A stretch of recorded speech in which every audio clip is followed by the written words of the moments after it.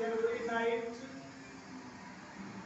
को कल मैंने स्टार्ट की और आप सब ने जनवरी नाइट के जो लेखक थे प्रेमचंद और उनके बचपन का नाम धनपत राय था, उनके बारे में बहुत संक्षेपण में हम लोगों ने उनकी जानकारी ली थी। तो आज जनवरी नाइट पार्ट 1 के छोटे छोटे तीन पैराग्राफ्स की चर्चा हम लोग करेंगे और कहानी जो है बहुत ही मार्मिक है। पिछले इंट्रोडक्शन क्लास में आपने जाना कि प्रेमचंद देहाती जीवन के बारे में लिखते हैं, ऊंच नीच भेदभाव के बारे में जो है उसको प्रकाशित करने का काम करते हैं। तो जनवरी नाइट मेनली और मुख्यतः एक किसान के बारे में लिखा गया है और उन्होंने वो किसान किस भांति अपना जिंदगी जीवन यापन करता है, उसके जीवन में क्या बहुत सारी जो समस्याएं आती है, वो संघर्ष करता है, उसके ऊपर प्रेमचंद जनवरी नाइट को फोकस किया है लिख करके। सो हल्कू केम इन, ये देखिए ये किस केस में लिखा गया है, हल्कू अपर केस में लिखा हुआ है ताकि आप इस हल्कू शब्द को, हल्कू वर्ड जो है किसान का नाम है, इस पर आप फोकस करें।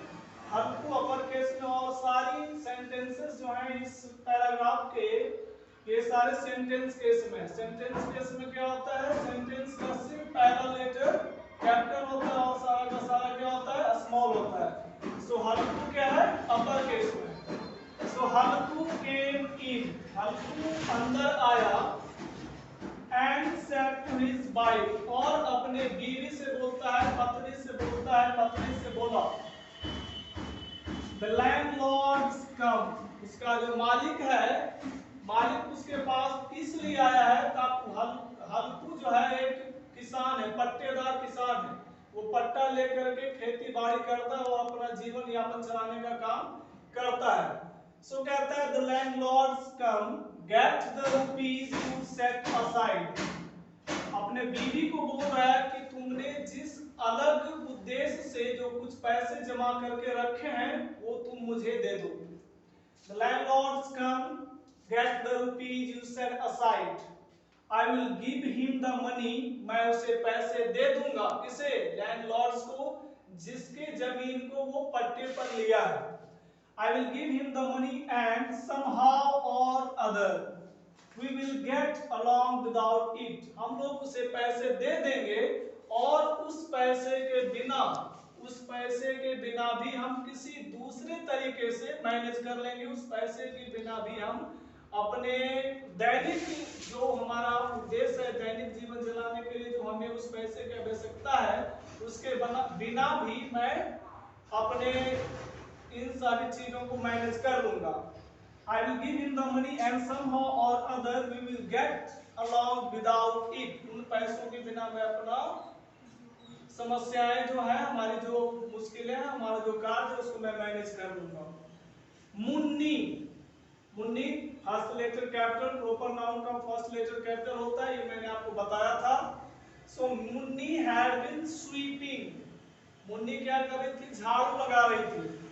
Munni had been sweeping, she turned around and said, वो झाड़ू लगाती है और मुड़ती है।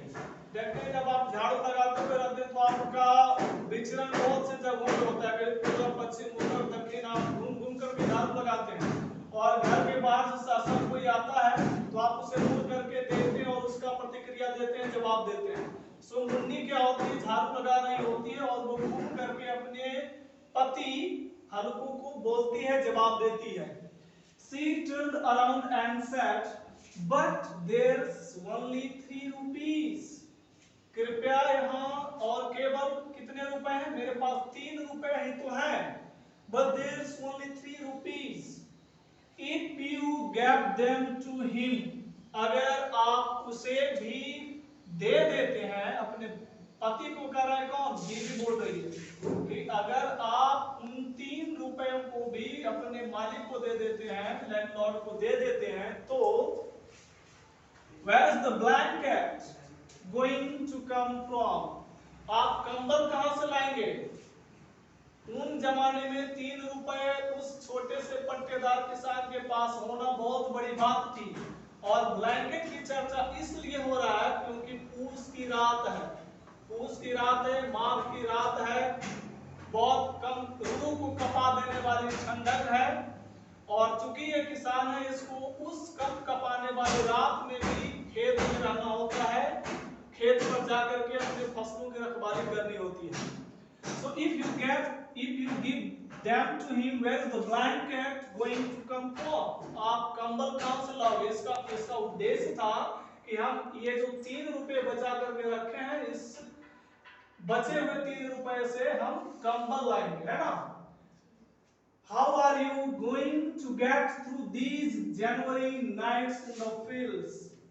आप इन जनवरी नाइट्स को, पूस की रात को, रूह कंपा देने वाली ठंडक को, ये जो पूरी ठंडक भी मेरे सर पे बाकी है, इसको आप कैसे झेलेंगे, कैसे जूझेंगे, इसका सामना आप कैसे करेंगे? How are you going to get through these January nights in the fields? Tell him. बीवी अपने पति को सलाह दे रही है, बचने का सलाह दे रही है कि जान प्यारा है, जान पहले बचा लो, तब जो है सो कि हम किसी तरह से अपना जीवन यापन कर लेंगे। लेकिन पति है कि नहीं, हम कर्ज में जी रहे हैं, फिर भी हमारे ऊपर जो हमारा पट्टेदार मालिक आया है वो हमें धौंस देगा, बुरी बुरी चीजें कहेगा, इससे अच्छा है कि नहीं मैं उसका कर्ज लौटा ही दूं। तो पत्नी बोलती है tell him we will pay him after the harvest. जब हमारे फसलों की कटाई हो जाएगी, जब हमारे फसल तैयार हो जाएंगे, तब मैं उनका आधा कर दूंगा, उनके जो पैसे हैं मैं उन्हें दे दूंगा। नॉट राइट नाउ, अभी देने की कोई आवश्यकता नहीं है। Tell him we will pay him after the harvest, not right now, अभी मैं नहीं दे सकता हूं, मैं अभी, हम लोग अभी पैसे को देने में असमर्थ हैं। For a moment Halku stood hesitating, अब मन में किंग कर्तव्य मूड की भावना है, क्या करें क्या ना करें। ऊपर एक आलोचना करने वाला मालिक है, भली बुरी सुनाएगा, हमको कहेगा, और दूसरे ऊपर ये एकदम कम कपा देने वाली ठंडक है। हल्कू बेचारा क्या ना करें क्या करें क्या ना करें की स्थिति में थोड़ा सा सकुचाता है, अस्थिर हो जाता है, फिर वो अपना भारी मन किए हुए जाने की हिम्मत नहीं होती है बीवी के पास, लेकिन फिर भी हिम्मत करते हुए वो जाता है। For a moment, एक पल के लिए हल्कू stood hesitating, हम हिचकिचा करके बेचारा रुक जाता है।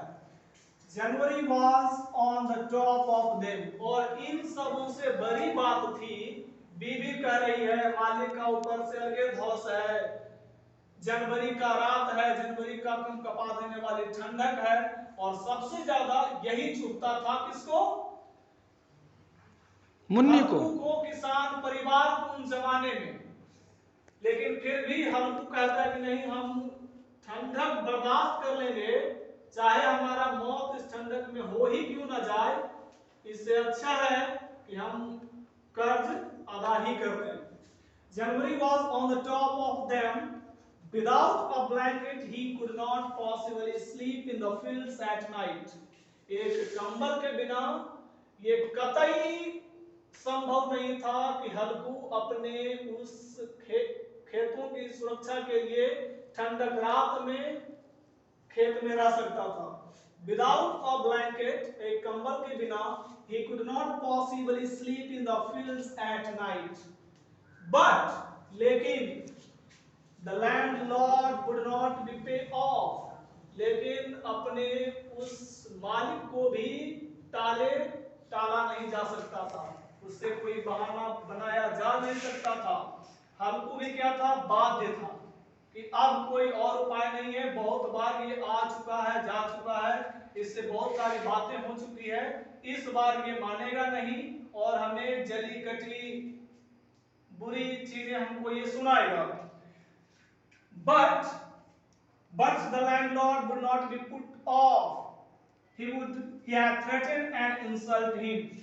वह उसे इंसल्ट कर चुका था, अपमानित कर चुका था, बहुत बुरी बुरी चीजें कह चुका था, धमका चुका था। कहता ना, एक अब के जमाने में आप लोग देखते होंगे, आपके पास कोई अगर जो सूदखोर हो गया तो नहीं तो समझिए बेटा, अभी तो तोरा तो जे मन तो से खेता जोत लो, कह दे अब ये पहले से द देवे को तो हमारा दे दे, है ना। So he had threatened and insulted him. So what did it matter?